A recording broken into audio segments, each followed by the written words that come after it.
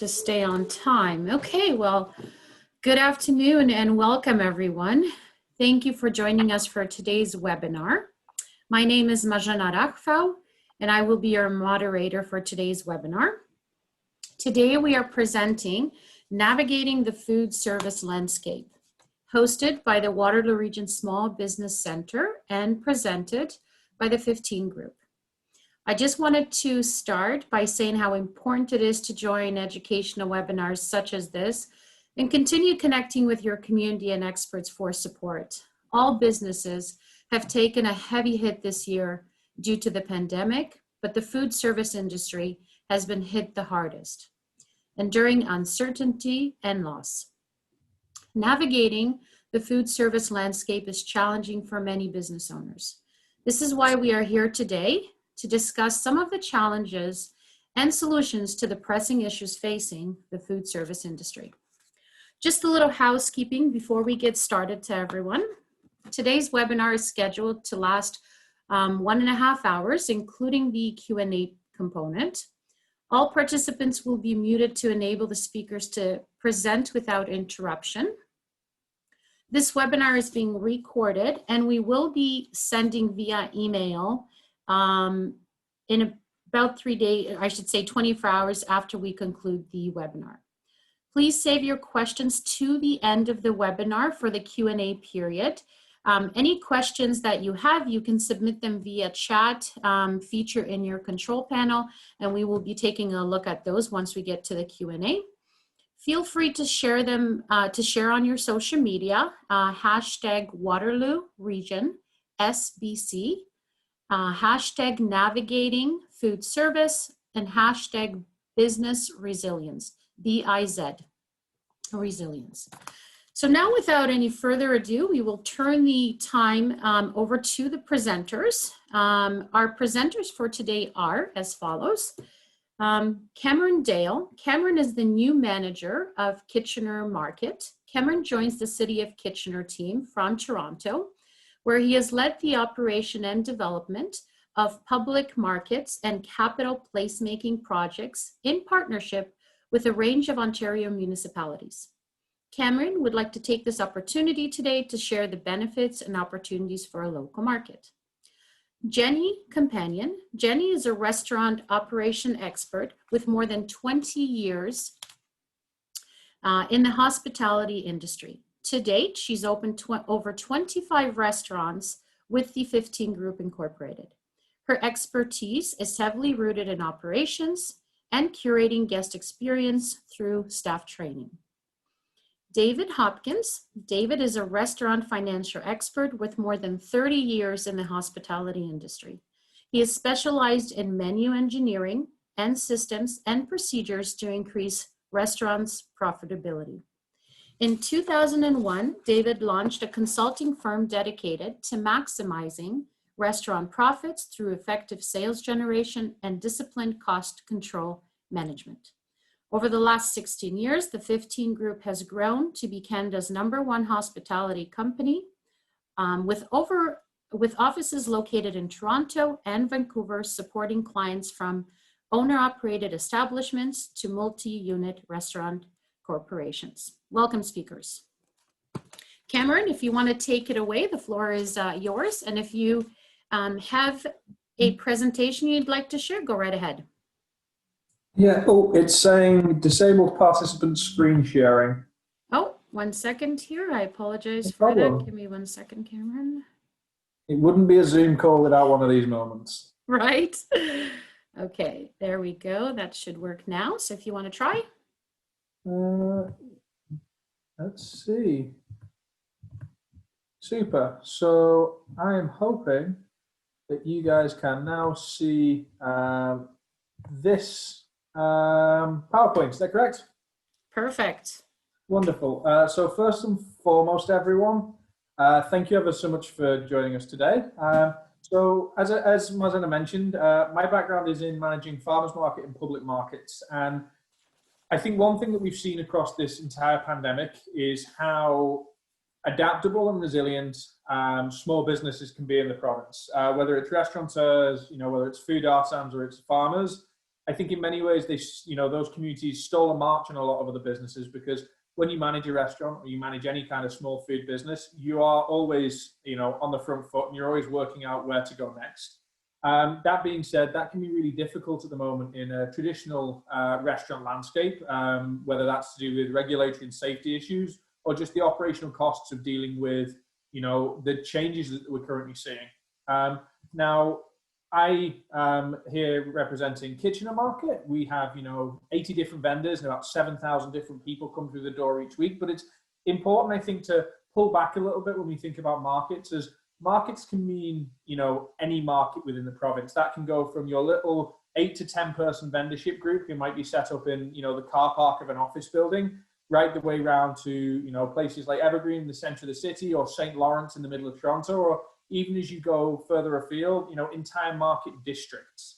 Now, the interesting thing about markets is that over the last, 5 to 10 years, we've already seen a significant increase in diversification away from what you would think of as the vendor at a farmer's market.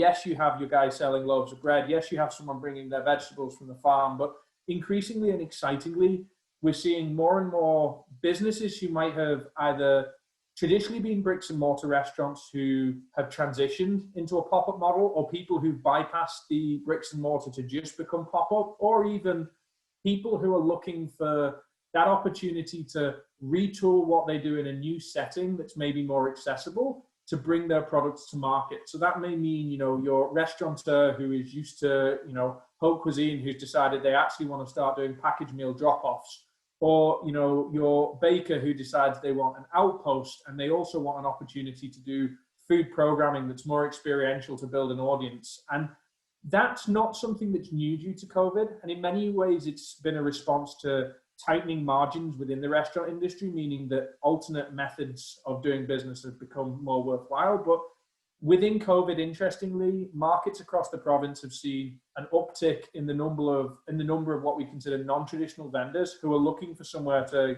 carry on rock and rolling in a time where otherwise they might have to have their doors shut. Now, when I mention markets in Ontario, it's very easy to think of that 10 or 12 person market and think it's a bit of a small cottage industry. By the same token, based in Ontario last year, you're looking at about $2.5 billion in economic activity just for farmers markets. And then when you add places like Kitchener Market, St. Lawrence Market, food halls, these pop-up places that aren't just farmers, it's about $4.5 billion and nearly 30,000 individuals employed. And it's important to know, out of those 30,000 individuals, about 10,000 of those are owner-occupiers. Markets then bring money into your neighboring stores and into that neighborhood on market day. And I think something that a lot of market communities are proud of is we do see a huge incident of what you would consider less conventional ownership, because it is easier to own a market business. There's higher rates in Ontario of newcomers, women who own their own businesses, people starting out in the 20 to 30 category who might not have the capital to start a business, and also folks who are in that later stage of their life who may have decided, actually, I don't want to be continuing to run a full-scale business, but if I want to just hit my peak times on a Saturday or a Sunday and continue to transition my business, that this is an active opportunity for them. And a key thing, I think, for restaurateurs and other food businesses when they think about how they can retool and bootstrap at the moment is the vast majority of markets have been in operation throughout COVID. They operate within our regulatory framework as food access points, which gives them much more freedom to continue to operate and continue to allow vendors and residents inside them to continue to generate income when the storefronts wouldn't be able to. So what we've seen is an uptick in people who've said, well, actually, I don't want to build a long-term commitment. I don't want to retool my business to run a market store for the next 10 years. But I might want to play around with it for 18 months and keep, revenue coming through the door, and also maybe try some really fun and innovative ways to build a new audience. And that tends to be one of the many things that market opportunities represent. And this, again, isn't just Kitchener Market. So first of all, you can access a really resilient repeat customer base. Again, Kitchener, we, even during COVID, see 7,000 people for whom about 80% of those come every week. That's something that even the busiest high streets struggle to replicate. So whether you are trying to get your brand out there or keep it in the news, so to speak, it's a phenomenal way to make sure people know you're still there. you get to lean on with the majority of markets, external management and external inspection so that you feel supported and you're part of a bigger facility rather than one store, which then has to deal with, public health, facility management, things getting fixed, etc. And we know at a time like this, these are many things that if you can take off your plate, you can focus on the main thing, which is the rest of your business. And again, thinking about how markets allow people to adapt their business, no one's expecting, I don't think, to try and transition to set up a full service restaurant. But you might want to set up a pop-up. You might not have those 2 or 3 things that are great sellers that you feel confident you could turn $1,000 on week in, week out with one member of staff there. And also tap into, moving past COVID, the experiential economy. We know how many dollars are in experiences. People don't just want to shop at the grocery anymore. They want to be able to see, smell, touch their food and learn about how it's cooked and who's cooking it. And by taking away that glass storefront and putting you face to face with every customer within 6 feet at the moment of speaking distance,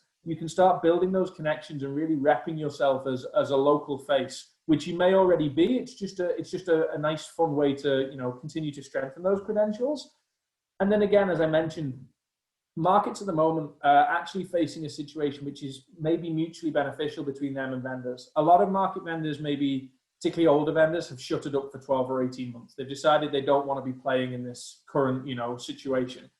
That leaves a lot of room for people who do want to try something flexible. That's not like signing an 18-month lease with a pop-up food hall. It's not like signing on for a storefront that's $10,000 a month.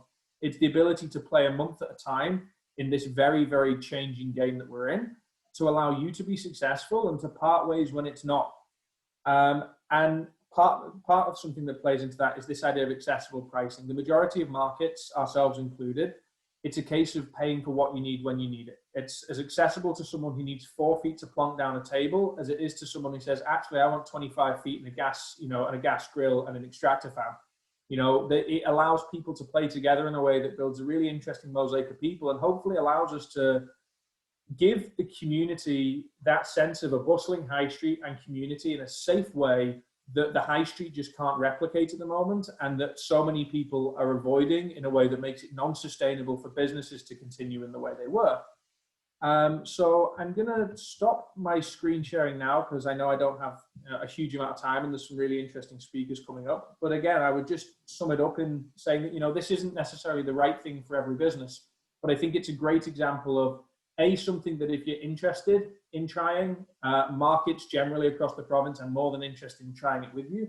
And secondly, just another call to stretching your legs and thinking about those innovative ways that you can retool your business, with this maybe being one of the ones that does have more of a historical precedent for paying off financially and is less of a risk, than some of the other options you could take. And if there's one thing most businesses don't need right now, it's more risk. So that's probably my piece for now. I look forward to handing over to the other speakers. And, we at the Kitchen and Market are more than happy to pick up the phone or answer any emails from anyone with any questions who would like to work with us, whether it's for a week or 10 years, because that's how we build cool markets. Wonderful, David. Sorry, Cameron. Thank you very much for sharing that. We really appreciate it. And when we send out information, we will share Cameron's contact info. So if you have any other questions, you can definitely give him a shout. Thanks, Cameron. Jenny and David, the floor is all yours. So take it away. Great. Thank you. Can you hear me all right? Yes, I can. And the screen came up? And the screen is up. Good. Look at that. It's been 7 or 8 months and I finally figured out Zoom. This is awesome. So yeah, thank you very much for having us today. This is exciting for us. We're always eager to share what we can and help where we can, given the challenging times we're in. And Cameron, that was very interesting, everything you just touched on there. There were a few things you touched on there that we're going to cover. Some of the aspects, some of the things you mentioned, we highlight today and what we're talking about. But also that was interesting just from my perspective. I feel like I've already got my money's worth today, so that's great. So just moving, hang on. There we go. We already got an introduction. I didn't know if we had one, so I had this slide up here, so I'm not going to reintroduce us really. I am going to say, you know, the 15 group's been around for 20 years now. We were formed in 2001, and we do work all across North America. Jenny has been with us for a number of years, and she's our Vice President of Eastern Operations. And surprisingly enough, as we were preparing for today, we realized that we've never actually done a presentation together. We've done lots of individual presentations, but never one together. And we have very different presentational styles. So I'm just going to forewarn you on that. If I had to put an analogy forward, I'm going to use like a magician. And Jenny would be more of the sleight of hand magician who's up on stage doing some really pure magic tricks. And I'm more of the person that likes props. So I would have the lion come up on stage and jump in a cage with them and try and make myself disappear and appear somewhere else. So we've tried to kind of merge our presentation styles into this, and may or may not have been successful. I will not have a lion today, but maybe a small cat instead. But so you can see our background there. Just briefly about the 15 group, we were founded in 2001. We've now worked with over 1,000 food and beverage operations of every type and style. We've pretty much seen it all. We never thought we'd see the last 7 months, but we have now. We have offices in Toronto and Vancouver. And, you know, this slide, we work with existing restaurants to make them more profitable, but we also do a lot of work in developing and creating new restaurant concepts for individuals, for hotels, what have you. This slide's interesting because this comes from a presentation that we did, you know, about a year ago. And, you know, COVID's hit us as much as anyone. A year ago, we were a team of 42 industry experts. We're now, I believe, a team of 34 industry experts. We've been able to fortunately pivot. We've been able to adapt. And we've been fortunately able to keep business going in what's obviously a challenging time. And also taking advantage of many of the subsidies that have been put forward. But I'd be lying if I said that this whole pandemic hasn't affected our company as much as any other company or in a similar fashion. So today we're going to talk about navigating the food service landscape. Obviously, this is the topic that's front and center. Jenny and I have both done numerous interviews over the last 7 months with many media outlets, and the reason we're constantly doing the interviews is because the landscape's constantly changing. And I think that's one of the biggest challenges is, you know, not that business of any kind is easy, but it's easier when you have a clear direction of where you're heading and what you're dealing with and what's on the horizon.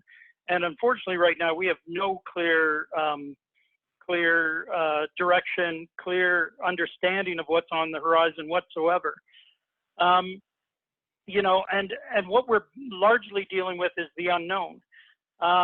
You know, we're going to talk to you a lot today about our perspective on how to deal with this food service landscape, this ever-changing landscape. But, you know, the funny thing is we get a lot of phone calls. You know, I had a phone call last week from a client in Toronto asking what we thought the provincial government was going to do about locking down the restaurants before they closed dining in Toronto. And, you know, I'm sure I have a valued opinion, but neither Jenny nor myself are experts on COVID. No one is. I mean, we haven't dealt with COVID. We haven't dealt with this kind of thing. Never in a million years did I think we'd be dealing with what we've dealt with over the last 7 months. So what I want to make clear is we're experts in the restaurant space. And that, I think, to a large degree, gives us a lot of great perspective on how to deal with the situation. But by no means are we experts in the actual pandemic itself or the unknown that we're dealing with. I think, and a lot of what we're going to talk today is our principles that we deal with and we profess in everyday restaurant business operation or food and beverage business operation, but just how they play into what we're dealing with now. So this unknown, you know, we've got some things on the right there. I'm not going to read them all off, but just some basic common sense things that you need to do in order to prepare yourself best to deal with the unknowns. You know, we kind of tried to chunk this presentation down into a number of different categories in terms of what we're going to talk about and what we're going to address. And I'm going to hand it over to Jenny now just to run through those. But, you know, we kind of classified this as, so what do you do? So Jenny, take it away. Thanks, David. Hi, everyone. Excited to be with you today, and really excited to, you know, take you through some thought starters, as we call them, about assessing your business, challenge you on maybe how you're operating, or at least reevaluating what you're doing. We know that we may touch on some points that you're already doing, which is great, or it might open your eyes to some approaches that you haven't thought of. So we're going to go through a variety of categories. We'll try and keep it moving for everyone. But definitely touching on operations and the right tools. We'll talk about really tools that we see are important in this industry, pre-COVID, post-COVID, during COVID. You know, highlight on your staff and your service and what does that staffing model look like. Your guests and how they're different, what do they want out of your business and how do you prepare for that. The new space and atmosphere you're dealing with, from patios to social distancing, and how are you keeping it functional and appealing at the same time. What the approach to your menu is, what makes sense, what sells, and how do you need to be prepared to change it. And your financials, which is the big question. So let's get started, and we look forward to some questions at the end. Sorry, and just one other thing I just wanted to touch on there, which I missed in the previous slide. But you know, this is a horrible time for anyone in the food and beverage space. But what we're excited about to a large degree is that, you know, if you're operational, there isn't always a solution, but there often is a solution. The most challenging time for me was in you know, March, April, May, when restaurants and currently for restaurants in those red spot areas, when they're shut down, because then you cannot really pivot and deal with what you need to deal with. Yes, the playing field has changed, the landscape has changed, but that still gives you an opportunity to deal with that and figure out a path forward. And I think a lot of that is what we're going to touch on. Great. So operations as we know it, they're never the same day to day. When we speak to restaurant operations pre-COVID, we'd always talk about how challenging the industry was and is, and that no one day is ever the same. Now COVID has created a whole new set of challenges, and as David mentioned earlier, no one has experience with this. So it really creates new challenges for everyone as they approach their business. We know that much of how businesses are operating today has come with some guidelines, but really most have relied heavily on trial and error. We know that operators, yourselves, have done your best to navigate through vague guidelines and recommendations. As we talk through operations today, our bullets and comments that you're going to see are really meant to be, as I mentioned, thought starters. Some may be new ideas for you to consider, some may fit your business, some may not, some you may already have in place. If those actions are in place, then the suggestion for you is to go back and reevaluate what you're doing. Are you and your staff as diligent as you were when you first reopened? Or has pandemic fatigue set in and have the reins loosened? And is it now time to reevaluate and tighten them up? As the landscape is constantly changing, there's a number of unknowns. Our recommendation is always to lean into having proper tools to execute. Right now, safety and wellness, this should really be your priority within your space. And the approach to creating a safe environment should not just be for the guest. And we know we're focused on, are they socially distanced? Are they wearing a mask? Is there clear guidance on how they're flowing through business? But it really also needs to include your staff. Have you created the right tools? Do you have a wellness log? Do you have socially distant space for your staff to work in? Is there enough PPE? Do they understand your protocols to operate the business? We really have always believed in policies and procedures for any operation, and now more than ever, they're an important tool for defining your expectations. They really should be updated and incorporate new standards for operations during COVID. If you have them, excellent, use them. The best part about having them is that they can be the backbone and what you rely on for execution. Make sure that they cover safety clearly and clearly define your expectations. If you don't have them, now's the time to establish them. And as you build your policies for safety and wellness, keep in mind you don't have to start from scratch. There's really a lot of great resources available online, tools, posters, guidance. Your public health department, Ontario's Ministry of Labour, all have great tools and resources for helping you really prepare your business and your staff. Always keep in mind that your policies and procedures are really not just meant to cover COVID. As a business owner or operator, they should have been in place already. And don't feel bad if they're not, because many businesses we come across don't have them. But they really should be used to educate your staff. You know, a great policy and procedure employee manual should be talking about your brand and your concept.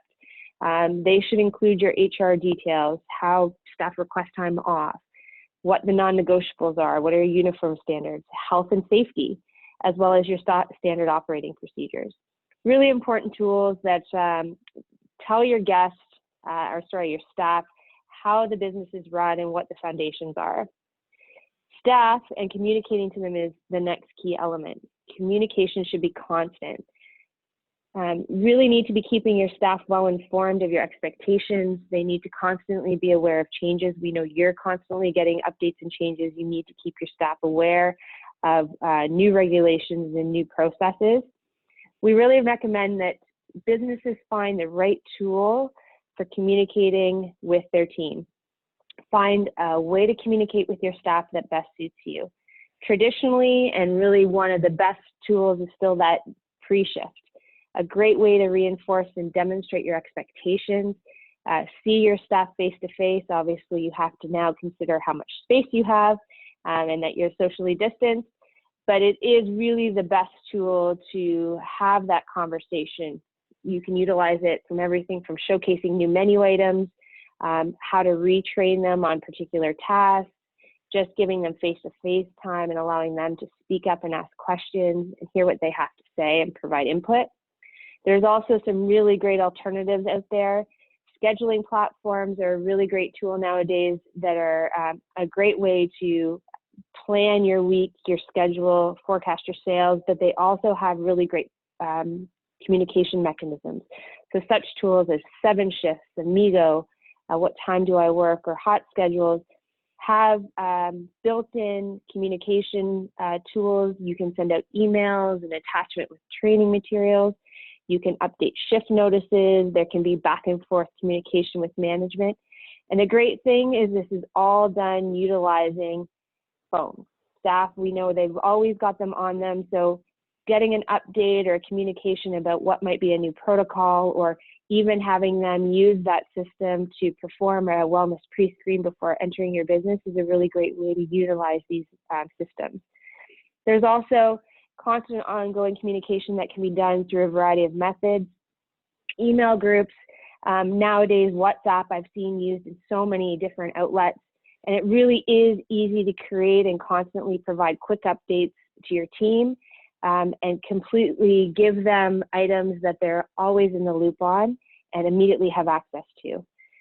At the end of it all, whichever method you choose, communicating with your team really needs to be clear and concise, and really nowadays constant. Reinforce your expectations and constantly giving them feedback and confidence that you're on top of things. Moving on, we really also believe that setting your teams up for success means that you're giving them the tools to do their job. Tools and success can be measured in a variety of ways in different businesses. A full service restaurant, it could be making sure your bartenders have the right glassware to pour their cocktails, that your line cooks have all the ingredients to execute their menu, and hosts have menus to be able to give to your guests at the front door. We recommend operational tools for your execution because we think it's going to help create a great guest experience, as well as it ensures that experience is consistent. We know that when a business is operating well, it's because their team has stability. They know what to do, they know when to do it. It doesn't just mean serving a guest, but it also includes everything from the daily setup, the closing of the restaurant, line checks, the tools that they use to execute. We believe that standardized checklists are really a great way to create that stable and constant or consistent operation. The process can be simple. It can be pen and paper and a clipboard for each position or station, or they can be more advanced tools such as app-driven tools that have instructions or pictures and reminders built right in. The key to utilizing these tools is that they are very clear on what needs to be done and when they need to be done, and that they're really used every day and consistently by every team member. When building or reviewing these tools, we really want to ensure that you're thinking about the basics. Opening and closing procedures, give your team a guide and a step-by-step guide on how you want them to prepare for the day. This includes managers. If you're an owner and you've got a team running your business for you, have you told them what your expectations are? What does your business look like when it's open? What does it look like when it's closed? And while it can sound silly, reminders such as turning on a music or checking the washroom to make sure it's stocked before your first guest arrive really can go a long way in ensuring you've got a great guest experience. There's nothing worse than that first guest coming in and going to the washroom and finding a dirty washroom or no toilet paper. It's not what you want to hear at 11 a.m. in the morning. Line checks are key in any operation that has any type of food production going on. Really is your assurance that you've got all the ingredients in place, they're ready, available, the quality is there, and that if you don't have product available, that you know about it and you're communicating it to your team. Daily and weekly sanitization checklists and guides have always been recommended to be in place, but now more than ever, really important for that safe environment and that they're up to date and that they're really clearly outlining your expectations. Consider your setup and your frequency. Start thinking about high frequency touch points. Are you giving your team the guide to make sure that they're hitting those points and really helping to visualize or to showcase to your guests that you're on top of maintaining that space and their safety? Make sure you've got all the other details in there to help reinforce safety and wellness, just to ensure that guest and the staff as well feel confident that you're taking care of the business and the environment the right way. As you build your tools, one of the biggest things you can do to evaluate your execution and how they're working is really engage your team. They are your front line. They will have input on what's working and what's not. They will know where the gaps are, and they're going to tell you where they need more guidance. If the tool is not working, then it's time to start over and find the right method to make sure you're giving them what they need to be consistent and operate your business day to day. Adapting to change, we've already heard a few times, is more important than ever before because we never know what tomorrow is going to bring. You're all, from the Waterloo region and speaking to any restaurant that was operating in the Toronto, Ottawa, or Peel region a week ago, had very little time to adapt and change. So being ready to, with your team, to make those adjustments is really important. So if you've taken the time to create processes and protocols to ensure health and safety and have built operational tools to ensure great guest experience, they really are useless unless your team knows how to use them and they're trained on them. So really in these areas, as well as how to serve your guests, steps of service, following recipes, training should be often and ongoing. The more the staff know, the more they are confident what they need to do and the more prepared they are to take care of your guests. So as you build protocols or you have expectations, train them on them, post them on them, talk about them often. Health and safety should always be a focus. Sanitization and hygiene should always be a focus and never sacrificed. Again, clearly define your expectations, clearly communicate to your team what they need to do, and ensure that they feel comfortable with it. Frequently asked questions or FAQs have popped up, and the lists are bigger than they've ever been on restaurants before. Another great thing to be prepared for is preparing your staff on how to answer those questions. They should be confident and comfortable explaining your protocols, your operation to anyone who might call or walk in the front door. They also need to be comfortable reinforcing those protocols and that you've got their back when they do. Nothing's worse than, you know, your team having to meet that guest at the front door who doesn't want to wear a mask or who doesn't want to, you know, follow your directional paths or adhere to your guest protocol, and then someone, you know, second guessing or not following through on that. So make sure that you've clearly defined the answers to those tough questions, and your staff know how to answer them. Okay. And the last thing is that, you know, now is really not the time for leniency. Your staff are going to appreciate if you're constantly following up and you're constantly reviewing with them, but really also allow them to ask questions and put up their hands. If they're not sure how to execute, if they're unsure as to what the protocol is, take the time to reinforce, to coach them on it, to give them the time to learn, because it really is going to help them feel more comfortable, and ultimately a comfortable and happy associate or teammate or staff member means a happy guest. So really keep that in mind. All right. All right. Thanks, Jenny. So a lot of stuff in there, and you're, you know, to some degree, you know, many operators might be, well, like, that's a lot of stuff. I'm just trying to get through the day, and we definitely get that. But I think it's important to note that all of that stuff is important, and it's incredibly important now. You know, I'm going to expand on what Jenny just talked about from an operations point of view and talk about staffing. And whenever we talk about staffing, and this is pre-COVID, this is, you know, going back 20 years, I can't talk about staffing without talking about the value proposition. Okay, and so the value proposition is basically the difference between the experience that someone is getting and the money that they're paying for it.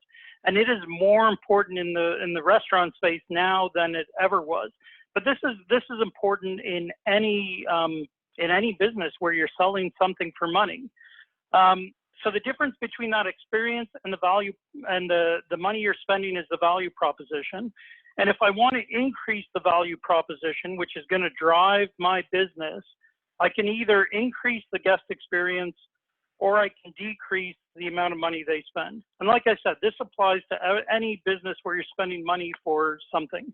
If I go buy a hammer at a hardware store and I come back and with, you know, the third hit on a nail, the head of the hammer falls off, that's a bad experience, and I'm not happy with the value proposition unless I've really spent absolutely nothing for it. If I go hire a lawyer and they're, you know, whatever, $500 an hour, but they get me out of a $30,000 lawsuit with 2 hours work, that's a great value proposition. Whereas if they're $10,000 an hour and they do absolutely nothing, then that's horrible.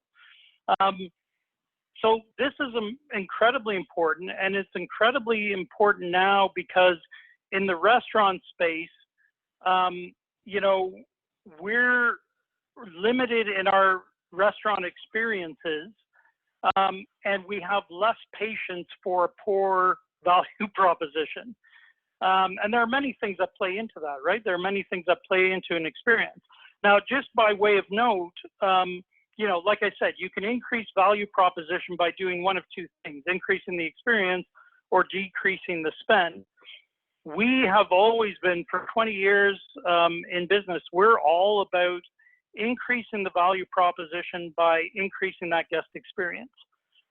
Many operators aren't, many businesses aren't, and in some it makes sense.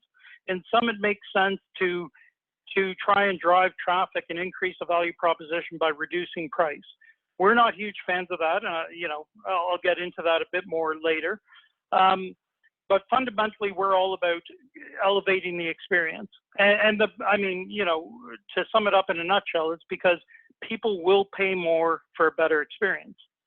So when we look at guest experience, the important thing to note here is that almost all of guest experience is delivered by your staff. You know, you can have a great menu, you can have the best designed restaurant, you can have the coolest concept, but when that's all said and done, probably I'd say 80 to 90% of what a guest experiences is delivered by your staff. You know, our company will do menu development for restaurants, and we'll create the most fantastic menu for a restaurant and come back 6 months later, and what that restaurant is putting out is nothing like what we created. And that's all because of staff execution, right? It's the staff who have to execute the menu. It's the staff who greet you at the door. It's the staff who make your cocktail. It's the staff who have a personality at the table and talk you through the menu items. So all of that guest experience is driven by your staff. And so the next interesting note here is that guests are twice as likely to return to your restaurant if they have a 9 or 10 out of 10 guest experience compared to if they only have a 7 or 8 out of 10. So if they have a 7 or 8 out of 10 compared to a 9 or 10 out of 10, they're only half as likely to return. To me, that's huge. And like I said, it is even more important now. You know, I'm going out to restaurants a lot to support them. My wife is a little more hesitant about the whole COVID thing, so she's definitely going out less than she did before. And so when she goes out, I mean, that guest experience matters, you know, to what Jenny was talking about earlier, things like checklists and washrooms and is everything right? And, you know, do you have all your policies and procedures? Is health and safety being followed? I mean, if my wife goes to a restaurant now and has a bad experience, she's like, that's not even on our radar for the next time she goes out. So the other important thing I want to highlight here is that, you know, we did an internal study of a number of random guests. And not surprisingly, we found that 84% of new restaurant trial comes from word of mouth advertising. So, you know, you can run flyers and radio ads and all kinds of stuff all you want. But at the end of the day, the reason people go and try new restaurants is because their brother, their coworker, their sister, their mother-in-law, somebody told them that this restaurant's really good and you should go try it. But again, guests are twice as likely to tell someone else about your restaurant if they have a 9 or 10 out of 10 experience compared to if they only have a 7 or 8. So guest experience is to us, it's the end all and be all about driving restaurant revenues. And like I said a couple of times now, all that much more important now than it's ever been. So the challenge that we always experience in restaurants is staff execution when delivering guest experience. And that's because we're in this constant battle, this constant tug of war. Look at the fantastic graphics I have up there. That's my cat as opposed to my lion. If it was a lion, it would have been much bigger. But so we have this constant tug of war going on between creating that phenomenal guest experience and controlling our labor cost, because they go hand in hand. And in restaurants, we constantly hear, you got to control labor costs. You got to control labor costs. And it's 100% true. You do have to control labor costs. But it goes hand in hand with delivering guest experience. So the one thing that we want to highlight right now and that we're working with all our clients on is, you know, is embracing the wage subsidy that's in place by the government right now for much more than the fact that it gives you some money back for your labor spend. So what we're embracing is that they're actually eliminating this tug of war between guest experience and labor cost. You know, it's a constantly changing landscape. At one point, it was up to 85% was the wage subsidy for the most extreme affected. It's now a max of 65%, but unfortunately, you know, I'll be honest with you, I was incredibly disappointed with the announcement last week. While I'm really happy that they're keeping the wage subsidy going until next summer, I felt it should have been a lot stronger than what they came out with at the 65% max. Because in reality, you know, we haven't heard yet what the formula they're using is. But if it's what I think they're using, which is the current formula, you know, most restaurants we work with will only qualify for about a 45% wage subsidy, which to me isn't enough. But nonetheless, you know, it's better than what we were faced with, you know, 6 months ago. but in my mind, as well as putting money in my bank and helping me survive, it gives me a once in a lifetime opportunity to elevate guest experience without having to really worry about labor cost. And so a lot of the things that Jenny was talking about in operations, that takes time, that takes labor, that takes, we talked about training, but all of those things in my mind for most restaurants are half price right now. And never before have we had half price labor. We're usually dealing with minimum wage increases and things like that. The other thing just to go back on the wage subsidy, I'm really disappointed that they haven't done anything to address new business openings. And unless I missed it, maybe I'm wrong, but I didn't see anything and none of my team have seen anything. But if you're a new restaurant that just opened 5 months ago, you're kind of SOL in terms of wage subsidy, which to me makes absolutely no sense whatsoever. So I'm hoping the government's going to address that. Most of what I'm talking about here applies to people who've been in business and do qualify for the wage subsidy.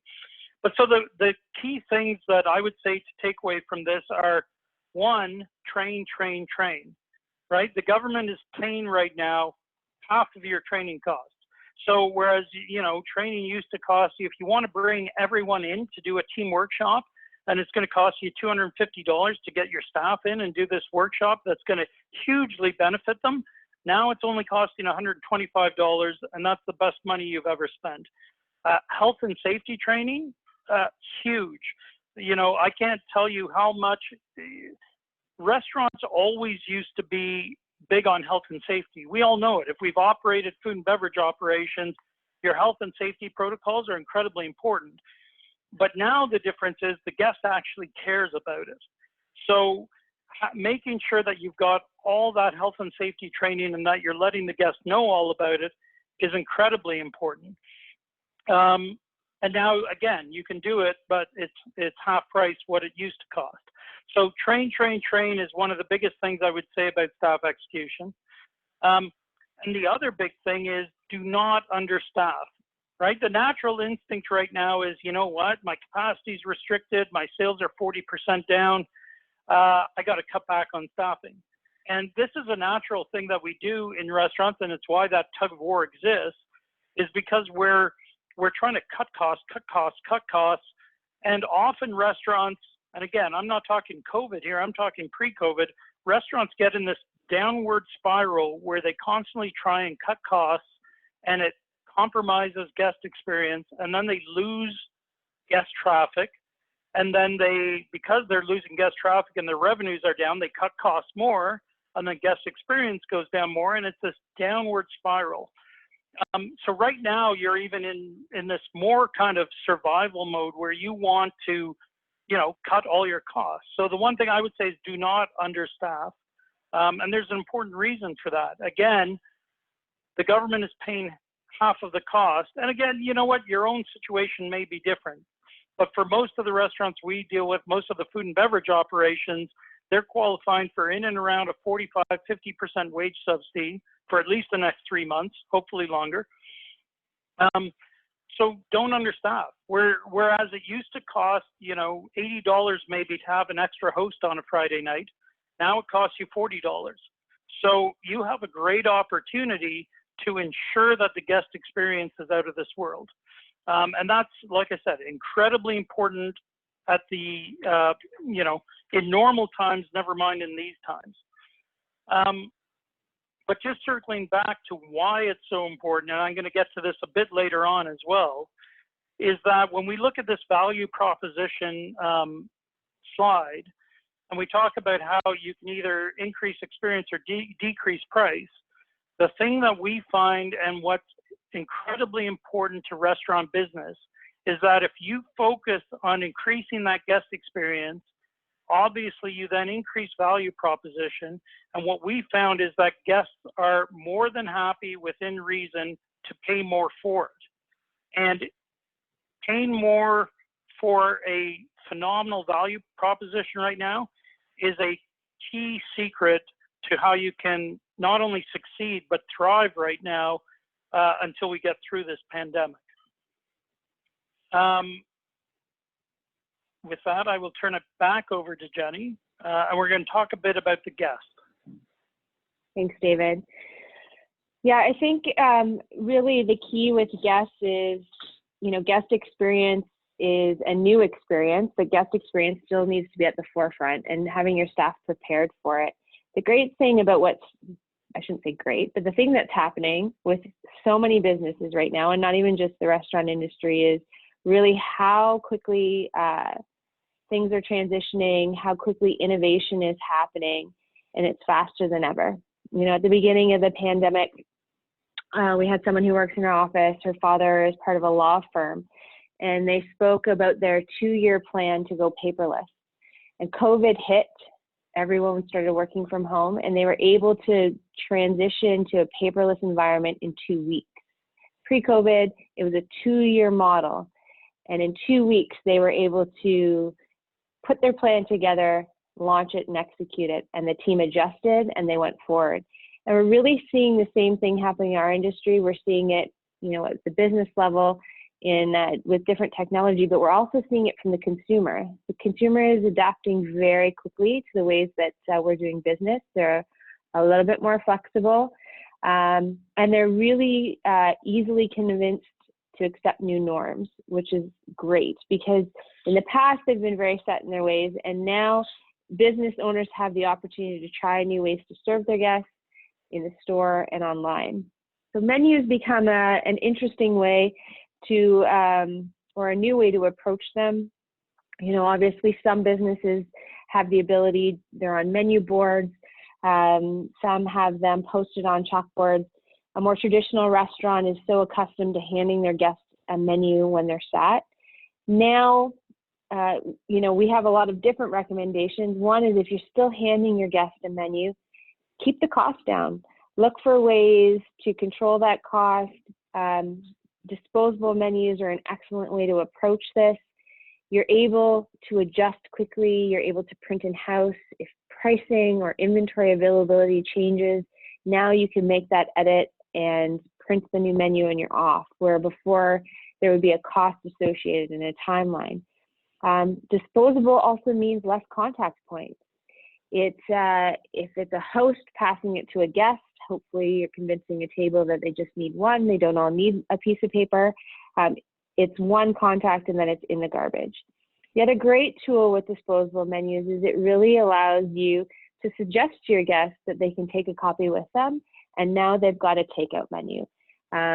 So really, you're giving them a piece of your business to take away, and hopefully a reminder after their great experience that now that you're an option for takeout. Moving on to more advanced features is the QR codes. And QR codes have always been around, or they've been around for quite some time in our industry, but really they were linked to promotions and redemptions in the past. Now, quickly we've seen innovative ways that restaurants and menus are using QR codes within their businesses, how they're posting them or how they're affixing them to different pieces. I've come across restaurants at full service restaurants, that have really been unique in how they make it part of the decor. One restaurant was an authentic Italian restaurant. QR code for the menu was affixed to a mason jar with dried pasta. It was easily sanitized at the end of our visit, but it actually created a really unique piece that was part of our experience. It can be simple. It can be something that's, printed and posted at a host stand. It can be outside of a front door, and it can go beyond menus.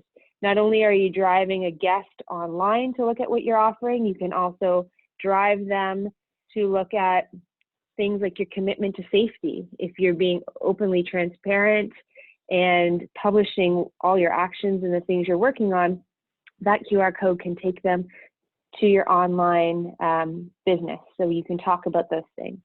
It is still a really great way to promote your business. It's a tool to take them online and talk about daily promotions or special features you may have.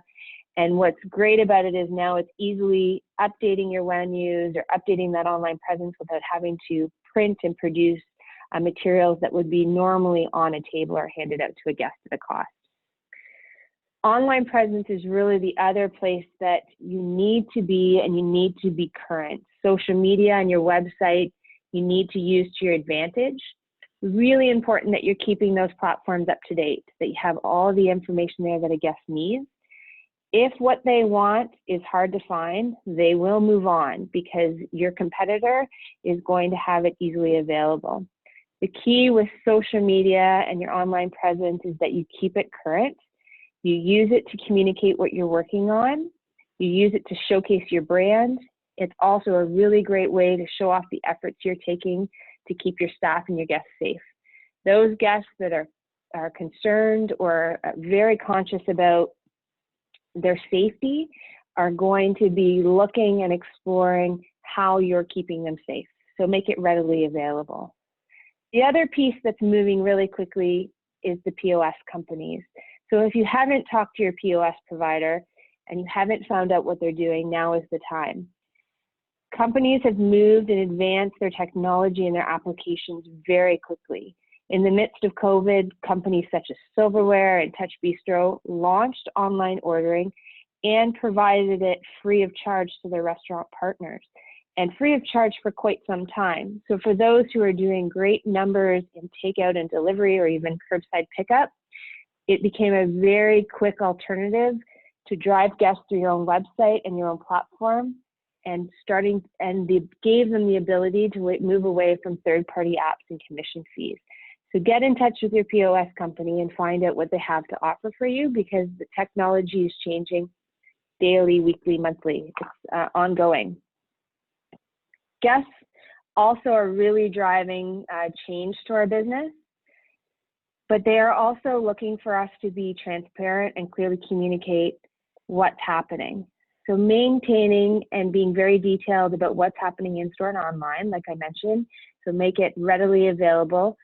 Communicate your commitment to safety. Like we talked about earlier, if you have safety protocols and you have procedures for both your staff and your guests, don't be scared to share those. Post them online, post them on site, be prepared to talk about them and let your guests know what's happening. Contact tracing is now becoming also a big piece that business owners have to be on top of in the restaurant industry and province-wide. The challenge with contact tracing is we haven't been really given any great guidance on how to maintain it and manage it. At the bare minimum, legible, detailed lists with your guest information and contact information is important to have. Highly recommend that at the end of the day, you're doing something to digitize that information, scanning it, filing it, making sure it's readily available should you need to provide it to the public health department. But there's also some other great tools, and depending on your business, they may or may not fit for you. If you're a fast casual for full service business, reservation platforms have a whole new meaning and are a new operational tool. They're no longer just a great reservation tool or booking tool. Now they're actually a really great way to communicate, promote, and also instruct and guide your guests on your protocols and expectations. But they also are a great historical database to keep all of your information and make it easily accessible. If you're using such platforms such as OpenTable, ResDiary, or a variety of others, really make sure that the information is up to date. Have very clear protocols and really train your staff that every time they take a reservation, it's a great opportunity to inform your guests and gather all the information that you're going to need. If you can get all the guest contact information and phone numbers in advance, seating them and their arrival can be seamless the day of their reservation. There's also great tools and reminders that can be sent out to the guest to update them and remind them about what's going to happen to when they arrive at your restaurant, and really great way to capture their information and also build the database for ongoing marketing and promotion. As we move into the space, really some great understanding of what Canadians are expecting. Last week, Restaurants Canada provided a great online seminar, and they'd done a recent survey of Canadians and really what their perception of the current market is like, and the consumers' willingness to visit restaurants and what their expectations are. Their notes were that 37% of Canadians want more visible health and safety measures in restaurants. So what does that mean? What it means is that they want your actions and your commitments to be obvious and visible. So all the things we talked about earlier, your protocols, your safety, your health and safety guidelines you're giving to your staff, the guest wants to see it, they want to know about it. They want that reassurance that you're doing everything you can to keep them safe. Utilizing signage, well, sometimes you feel it's hokey, I'm putting up, wear a mask, wash my hands. It's really what they want to see. They don't want to be left guessing. They want to know that you have a plan. Social media is another really great place to talk about those things. It can be genuine. You're not only talking about maybe your business and your menu and what the promotions are, but you're reinforcing that you're taking action, you're keeping guests informed about your space and your protocols, and you can have some fun doing it with your staff. So really use social media and your online presence to talk about what you're doing. At the end of the day, Canadians did note in the survey that they do believe that restaurants are keeping guests safe. 87% of them believe that there's a lot of good operators out there, and they're doing everything they can to ensure that guests are in a safe environment while they dine. As we think about the interior space, a big push of it is really about going back and looking at, is it functional and is it aesthetic? And the aesthetic part we all feel fell off, and I'm sure operators feel that way too, that you've taken and made so many measures to make your space functional for social distancing and barriers and flow, that now is the time to go back and look at that space, because this really is the new normal for the foreseeable future. Revisit your floor plan. Have you looked at how you operate? Has it changed since June or July when you reopened? And if it hasn't, are there any temporary solutions that need to be reevaluated? Is there an opportunity for you to create barriers or change the layout that's still going to provide the guests that assurance that there's safety, but also makes more sense for how you're doing business? Also, is there a way to improve or change what you've done to make it more comfortable for the guest? A great example of this is looking at how some businesses have pushed tables aside and piled chairs, just feeling like if I've got it out of the way, but they can see it's not in use, that a guest is going to feel comfortable. But at the end of the day, it changes that environment and it changes the experience altogether. We really recommend is you want that environment to feel like it did pre-COVID, obviously with your restrictions and communication in place. So look at ways to either leave tables in place but have fun notices or decor that really speak to the fact that table is not being used and it allows to create social distancing. Are there ways to create barriers or put things in place that allow you to use more of a space but create decor and comfort for your guest? So go back and evaluate. Now is really the time to look at the business as we go into the winter, and hopefully in-store dining continues, to evaluate what you've done and what you can change so that the guest experience stays elevated, and from their perspective, the environment is warm and welcoming. Walk the space with their eyes. What's the arrival? What's the entrance feel like? What does the welcome experience look like? Are the passageways comfortable? Do they feel like they're intruding in the staff way? Are they too close to other guests? What do they see when they're seated at tables? And really, what is the visibility that they have of your staff? Is there anything that really needs to be considered on how it's being handled, or should it be moved so that they feel safe and that they feel like that the environment is not jeopardizing, their safety at all? Because that's really going to speak to if they return. And while indoor dining, we hope, continues for everyone or comes back in some regions, we do know that space and atmosphere has been impacted by other things. Again, Restaurants Canada survey had some really great input on how Canadians are behaving. So 94% of Canadians have and would order takeout. So takeout is here to stay, and there's a longevity behind it. So you need to have a plan on how you're managing through it. 76% of guests said they would dine or have dined on a patio, while 65 would or have dined inside. So really extending or planning for your takeout and delivery is really important and needs to be top of mind. And looking for opportunities to extend your patio should really be considered. So things like delivery and takeout, you really now have to think about that, how that crosses over with the guest in your space. Do you have clearly defined pickup locations? Is there any way to consider alternative entrances and exits to minimize crossover of guests and staff? Do you have defined waiting locations or protocols for the space? And have you communicated what the expectations are, especially with those guests and drivers that are picking up at your store? It should be part of your script to enlighten them and describe to them what the experience is going to be like. Don't leave them guessing. Give them really clear description of what you want and what they can expect when they arrive. And the patio is a whole new world. I know for everyone I say, find heating options, and you would probably all say to me, I can't find a patio heater to save my life because they've been bought, and I get it. I've chased them around Ontario for a client. But really now is the time to figure out how you can have fun with your patio, but a way to expand it, and especially be prepared to use it should indoor dining get shut down in all regions.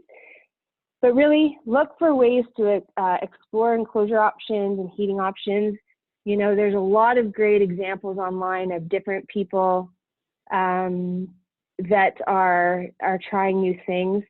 Temporary tents, coverings, utilizing evergreens and Christmas trees and different plants to create windbreaks and cozy spaces. A variety of heating options. Great fun promoting online to your guests about bringing their own blankets, or the winter wonderland, or it's ski season, so bring your ski parka. And then get creative with what you're offering. A guest might be more intrigued or enticed to spend some time outside in the cold if he's got an interesting beverage menu or interesting food menu that really is meant to be enjoyed in that environment. And then promote it, showcase your efforts. I think we all know, or if you use social media, videos and that collateral goes a long way. It's usually how you get your most likes and engagement online. Show your guests what you're doing as you're building it. You're installing new heaters. We're moving in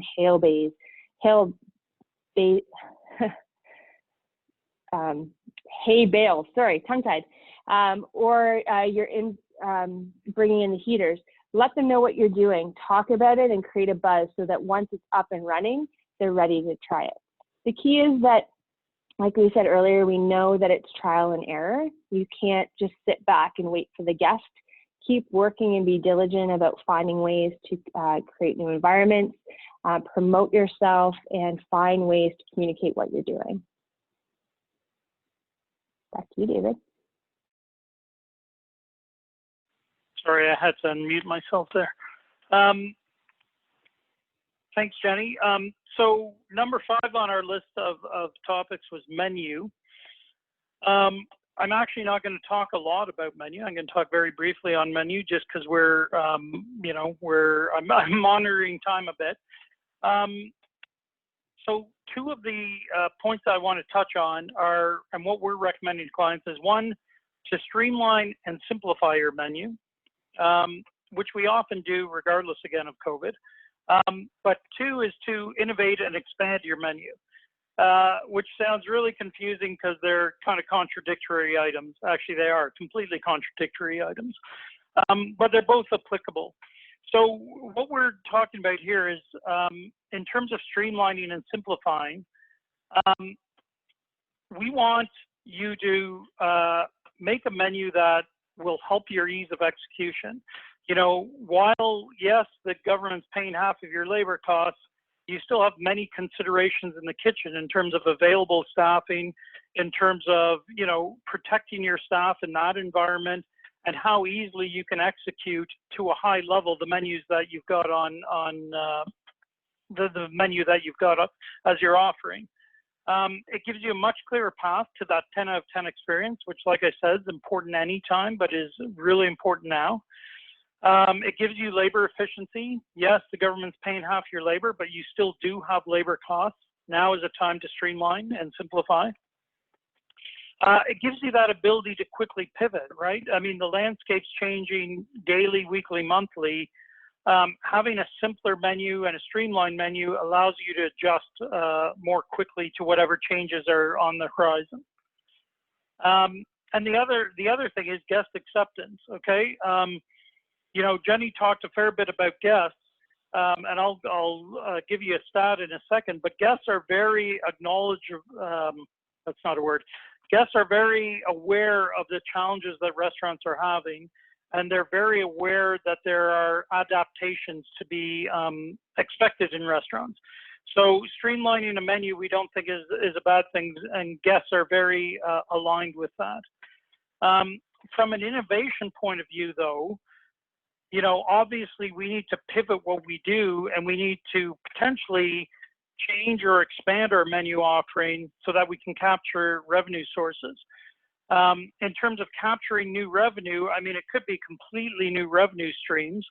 You know, we've got a client in Toronto that's a fairly high-end, well, I'll call it an upscale casual client, but they now have a whole wine offering, basically like a wine shop, because they felt that was a good pivot in terms of what they could offer to guests when they were limited in terms of what, you know, their pre-COVID offering was. And that's a whole new, it's essentially a whole new menu and a whole new revenue center for them that's doing extremely well.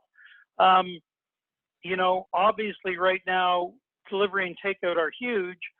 If you are an operator and you have a menu that may not be ideal for takeout and delivery, perhaps you need to pivot your menu towards something that's more acceptable and will travel better and be a much better client engagement in terms of takeout and delivery. You know, it's funny, my wife and I supported, and my son supported a restaurant last night. And we hadn't been to the restaurant in 3 years. We hadn't even considered it because 3 years ago we had a takeout experience from the restaurant, and it was absolutely horrible. So by association, we thought the restaurant was horrible, and we've never gone in 3 years. It's right near our house. Somebody, word of mouth advertising, told us about how great it was the other day, and we said, "Oh, we should try it." And we went, and it was fabulous. The reason I tell that story is because, you know, when you do delivery and takeout, you have to realize that it's a representation of your brand.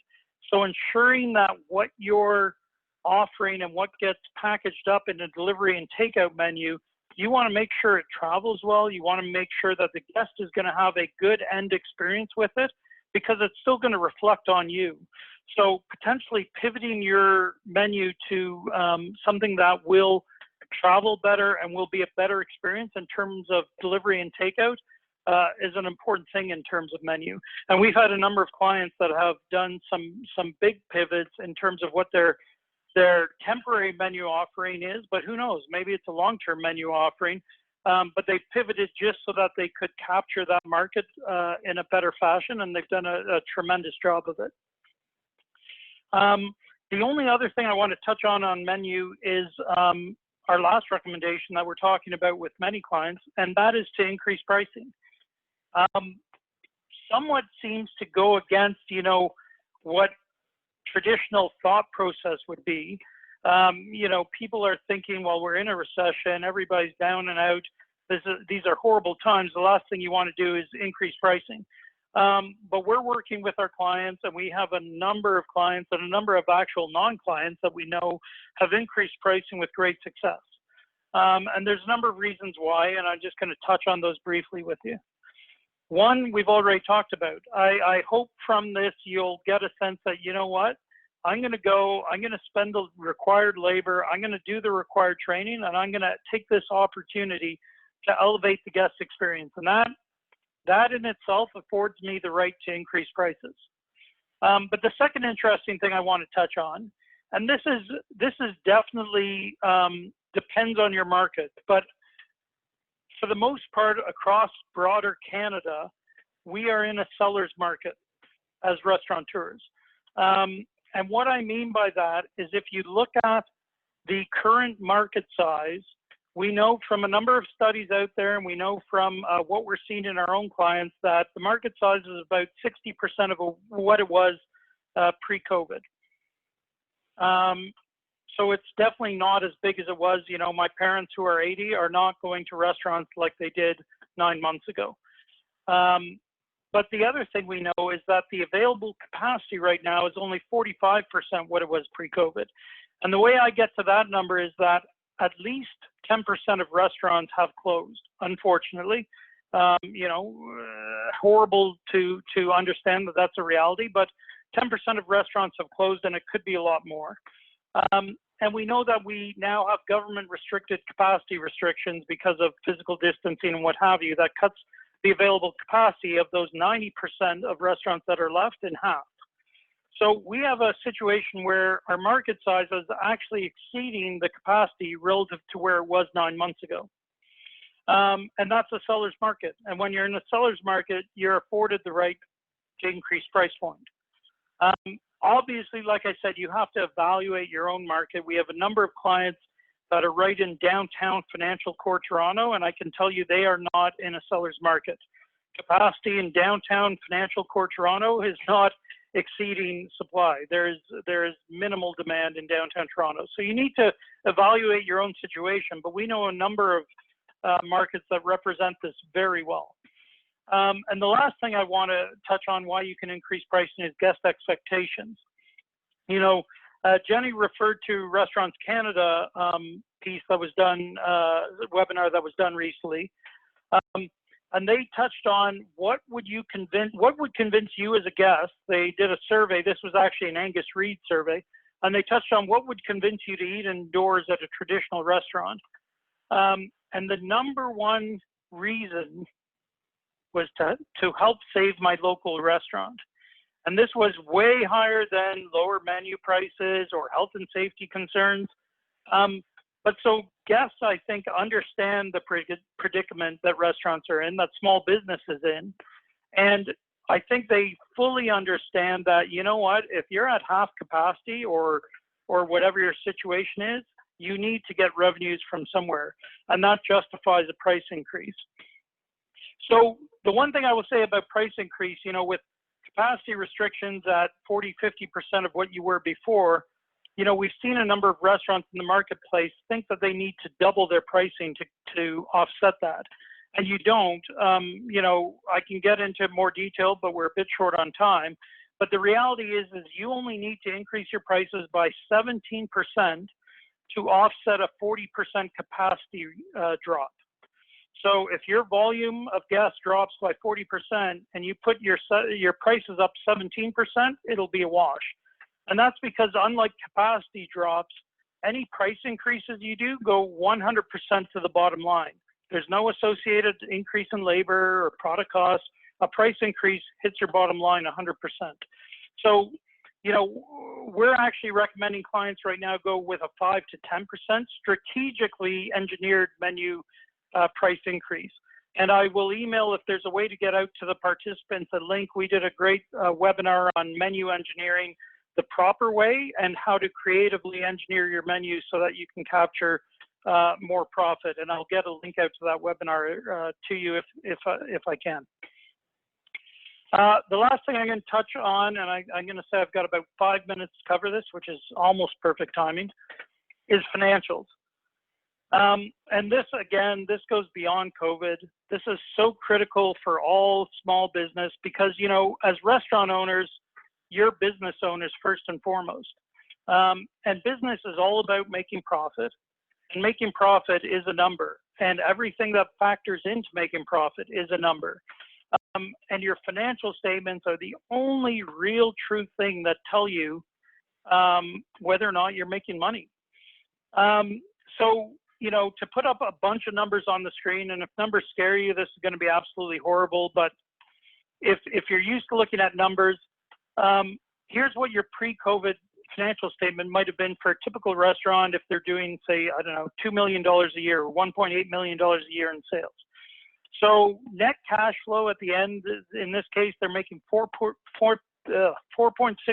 profit on sales, which is in and around the Canadian industry average. And then COVID hit, right? And COVID took us to a huge capacity restriction. Well, COVID resulted in shutdowns, but now that we're back open, we've got a capacity restriction. Sales are restricted. We're estimating about 60% of what we did pre-COVID. And now, as opposed to pre-COVID, where we were making money, now we're losing $20,000 a year. So the important part of this is that understanding this and being able to shape what your post-COVID financial model looks like is so key to getting back on your feet and being profitable. And one of the important aspects of this is the feedback loop.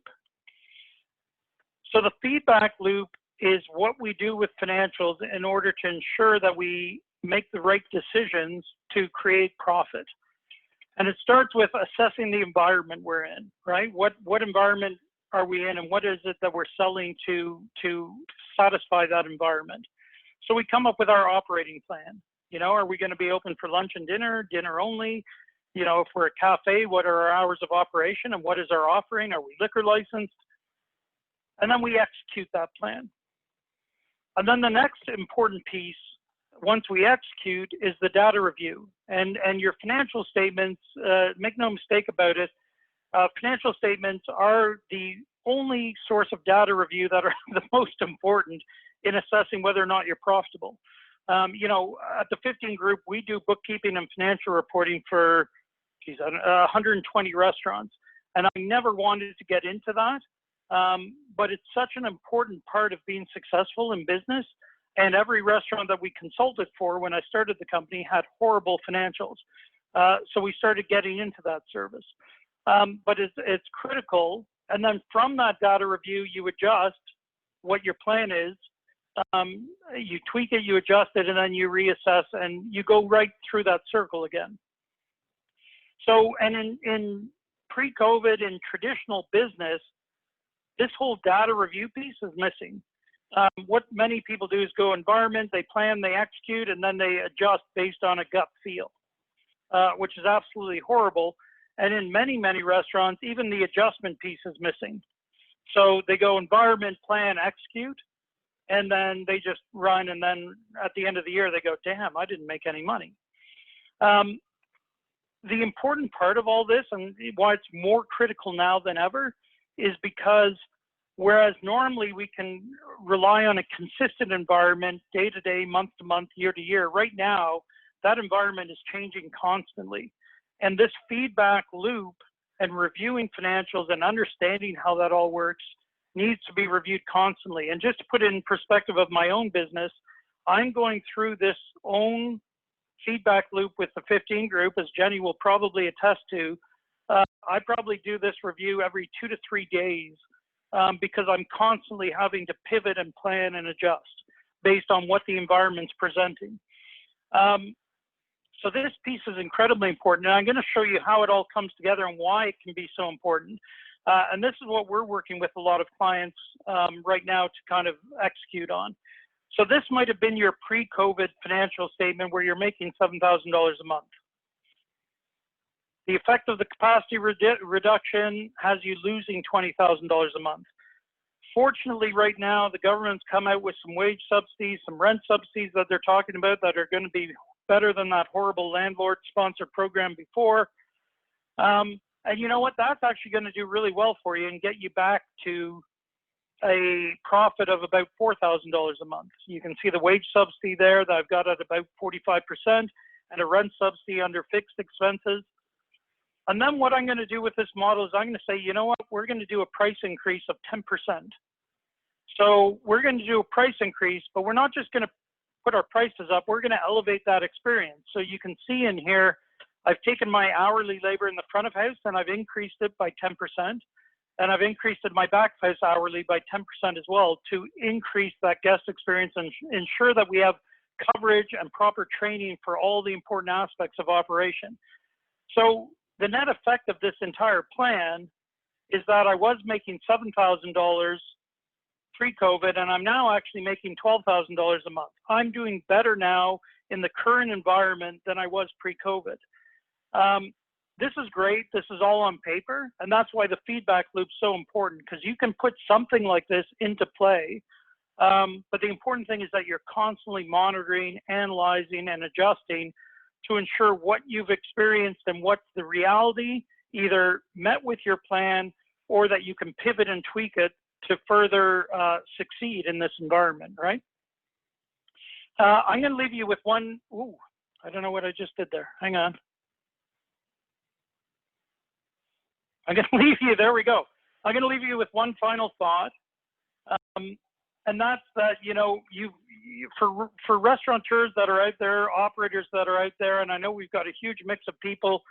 If you've made it this far, I implore you to stick with it. And the reason being is because in my mind, we're through the hard stuff. The government programs in place in March, April, and May were horrible for restaurants. They're still a bit lacking, but they're better. And I think we're through the hard part.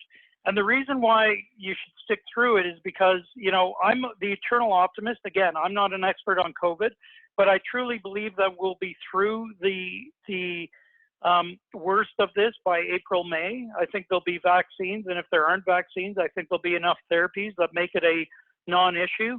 And when we come out the other side, I think a lot of the things that have happened and have been put in place, whether it's government allowing us to sell booze through takeout, West Coast operators now have wholesale pricing for liquor, which we're pushing the Ontario government for, and we hope they'll deliver on that. But, if you're a West Coast BC operator, you now have liquor wholesale pricing that you never had before. And if you increase your pricing come May, we recommend you don't scale that back, you leave it increased. But the other thing is, unfortunately, if 20–30% of restaurants have closed by May, come May, you're going to have way less competition than you did pre-COVID. So if you've made it this far, you need to stick with it, because I think when we get to the rosy side of 2021, it's going to be, the grass is going to be so much greener than it has been for years. And that's my personal belief. And I'd like to implore you to keep at it. It's tough times, but we've made it this far. Let's just make it another few months, and I think we'll be good to go. On that note, I will hand it off to, I know we don't have a lot of time. We're a bit behind, but any questions? And I'm not sure how we're handling questions, but any questions that have come through? Thanks, David. Yes. So thank you to all the presenters. We will go ahead to take some questions, and I do have some popping up. So the first question I can see here is from Amisha. Is there any shareable policies and procedure manuals that we could share with the participants, and where can they find them? I have absolutely no idea, but I think Jenny, I believe we've got a bunch of resources on our website, but Jenny, do you know? We do, but I would say that going back through online resources, as I mentioned, the Ministry of Health in your region has some information. The Ministry of Labor has tools.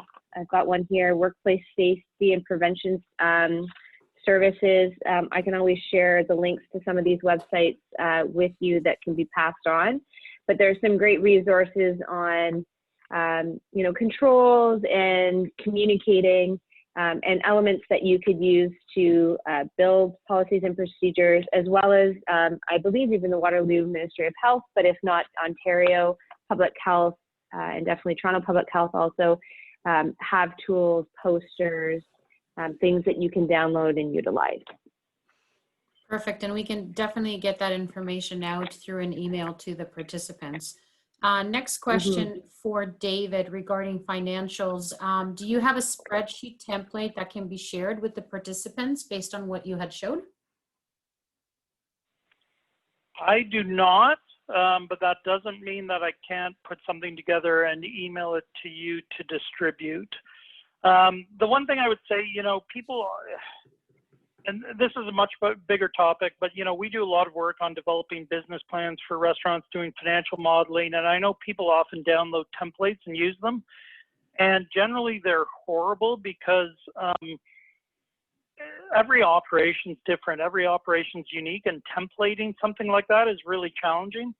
I can definitely provide something, but I would highly recommend, if you have your bookkeeper and they're somewhat Excel savvy, if you have an accountant that's somewhat Excel savvy, you know, to utilize them to help you build out some budgets and some modeling.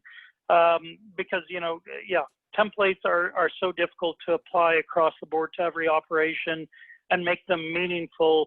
And, you know, the problem with those kinds of things, if you do a budget or a projection or some modeling and it's not really right, if it's 50% right, it's pretty much as useless as if you never did it to begin with, if that makes sense.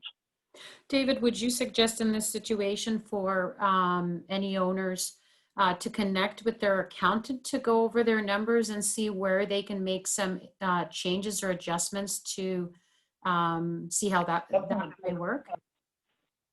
Yeah, I think connecting with your accountant is definitely important if they're good and they're whatever, they can work with you through that for sure. I mean, it's such an important piece. You know, we have so many operators that we see that have no real grasp on their financial picture. And like I said, with things changing daily, weekly, you know, we're working with Toronto clients that had a 3-month budget 2 weeks ago that is now completely useless because their dine-in has been closed.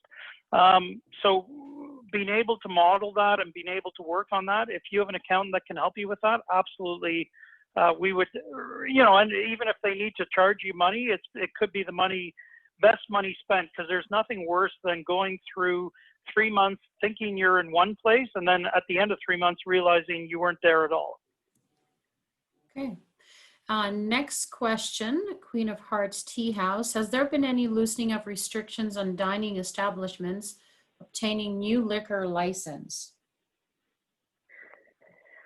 Yeah, oh, that's a tough one. I know that we've seen a lot of challenges in different regions, and most of it has really been associated to the region or the AGCO being able to get to their permits.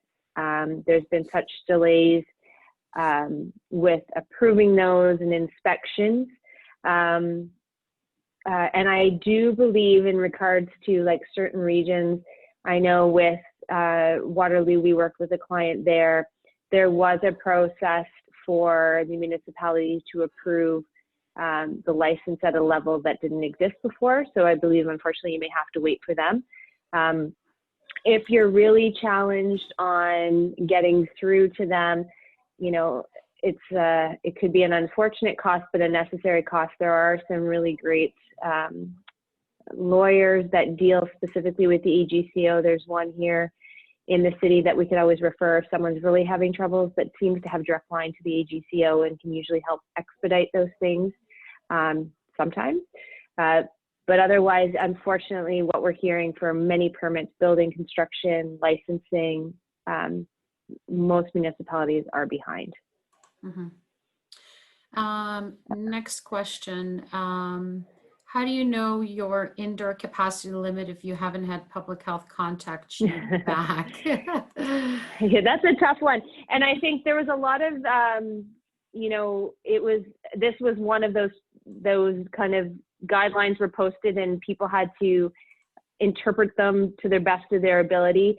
Restaurants Canada actually shared some really great insight when occupancy and capacities were starting to be published, by the province earlier in the COVID stages. And really what's key for an operation or a business is the social distancing. So your occupancy is really defined by you being able to seat guests 6 feet apart. Obviously, you have to adhere to provincial standards of how many people can be at a table. You know, so if you're limiting them to 6 people, the key is that from one table to the next, guests, not the table, but guests are 6 feet apart. And that you can use as a guideline until you hear back from them. Otherwise, that's your occupancy. It's not, businesses don't have to follow the outdoor and indoor limitations. It's social distancing that you use as your cue. And if I could add in there, you know what? Don't try and cheat the guidelines. You know, they're for the guest benefit, and guests care about them. So, you know, as another example, I was at a restaurant a week ago, and the distance is supposed to be 6 feet between guests, not between tables. And I was at a restaurant, and I was about 2 feet between the person at the table next to me. And, you know, that ruined my experience from that restaurant. I would much rather have paid 20, 30, 40% more for my meal and had them space me properly from other guests than be sitting 2 feet apart from them. So one of our big things is, you know, health and safety is so important. Follow the guidelines, put them in place, ensure your guests are safe. And like I said, if you need to charge more in order to do that, that's what you need to do. But certainly don't try and cheat the guidelines and say, "Ooh, I'm going to squeeze more people in," because your guests, you know, some may be okay with it, but generally they won't appreciate that. And to add to that, Amanda, you can also contact your building and planning department.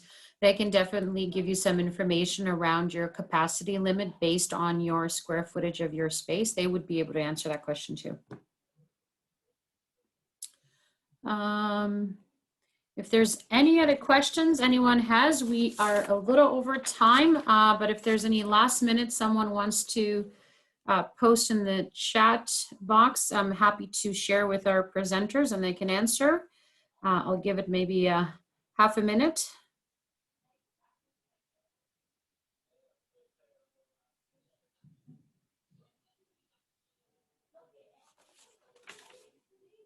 Looks like you guys covered quite a bit of information because we don't have any questions coming in. That's either a good thing or a bad thing. I felt like I talked a lot. I'm hoping it's a good thing. Not a question, just wanted to say thank you to everyone who hosted the seminar. I appreciate your time and dedication. Thank you, Jess. Appreciate you joining us. And just to kind of wrap things up, thank you to everyone for coming in, and we appreciate you being here. And I know running a business means your day is full and you're tied up with numerous questions and challenges that you have to face. So thank you for joining us. We will be sending out an email with a webinar recording and a quick post-event survey just to get a little bit of your feedback. So thanks again for joining us, and we will see you hopefully next time for another event. Thank you, everyone. Thank you, Jenny. Thank you, David. And Cameron, thank you if you're still here. Thank you so much for having us. It was excellent. Wonderful. Have yourself a good night. You too.